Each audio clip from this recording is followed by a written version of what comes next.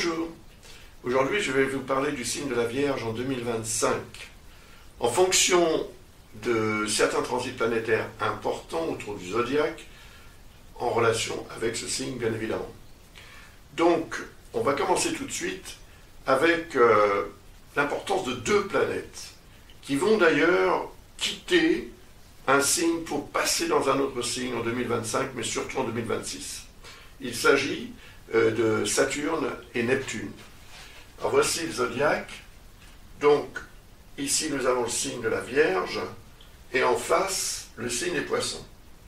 Et c'est justement en Poissons que transitent Neptune et Saturne ensemble.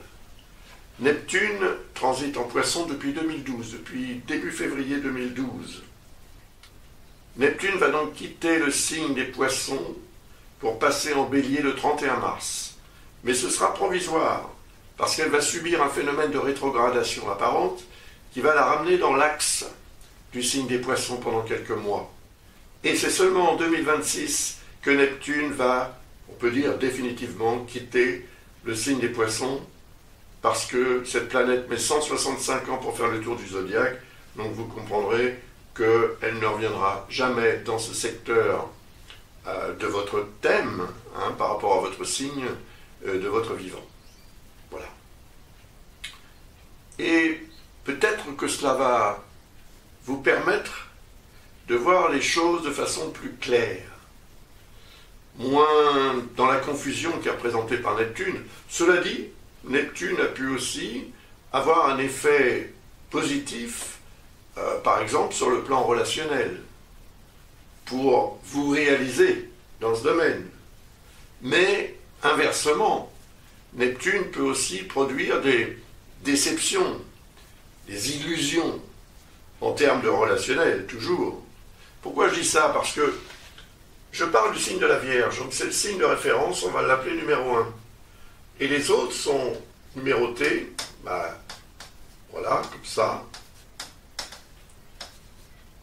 Et on va les relier symboliquement, par analogie, aux maisons astrologiques. Donc ici, on est dans le 7e à partir du vôtre.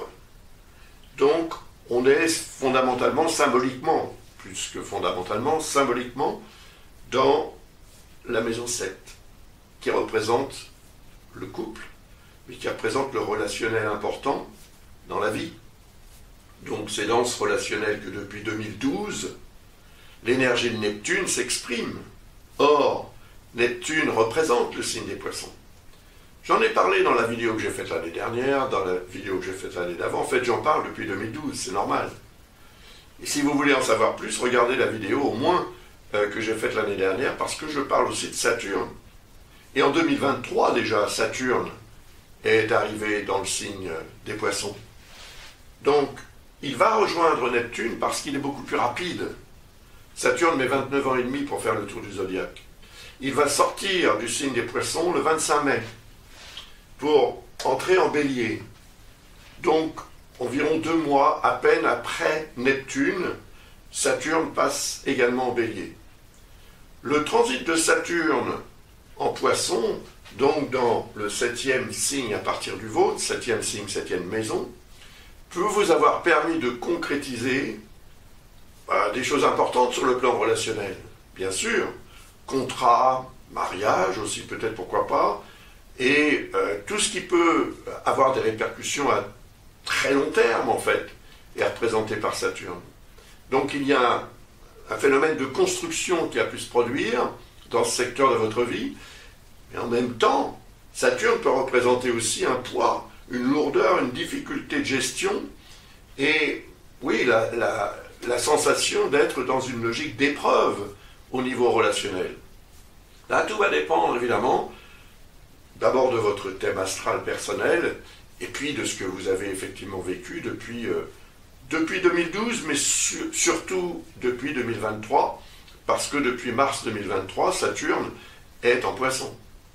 Alors, Saturne va donc passer en Bélier le 25 mai 2025, attention, et il va revenir en Poissons. Et il aura ensuite tendance à revenir dans ce qu'on appelle son mouvement direct, tout comme d'ailleurs Neptune le fera aussi, et il se produira une forme de conjonction, mais pas exacte, à la mi-juillet 2025, et elle se produira au tout début du signe du Bélier. Donc pas dans votre maison 7.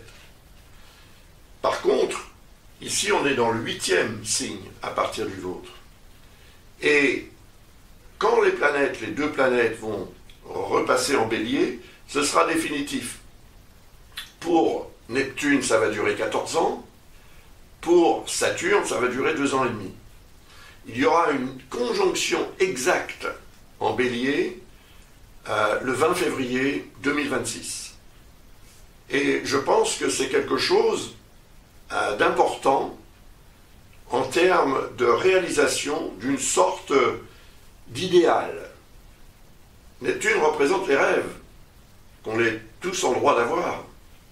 Mais ensuite, il faut travailler, il faut faire ce qu'il est nécessaire, je veux dire, pour réaliser ce rêve. Il ne se réalise pas comme ça, par un coup de baguette magique. Malheureusement, ça n'est pas si simple. Donc, Saturne, qui représente la capacité qu'on a à faire les choses telles qu'il faut les faire pour obtenir un résultat qui sera concret, qui sera solide et durable, va rejoindre Neptune qui représente le rêve. Donc c'est Saturne la réalité, Neptune le rêve. Voilà, la réalité rejoint le rêve. Mais est-ce qu'elle va rejoindre le rêve vraiment pour que ce rêve soit réalisé, ou est-ce qu'elle va le rejoindre pour que ce rêve soit effectivement remis en question, dans le sens où peut-être il n'est pas ou n'a pas été suffisamment réaliste? Ça, c'est quelque chose que vous allez devoir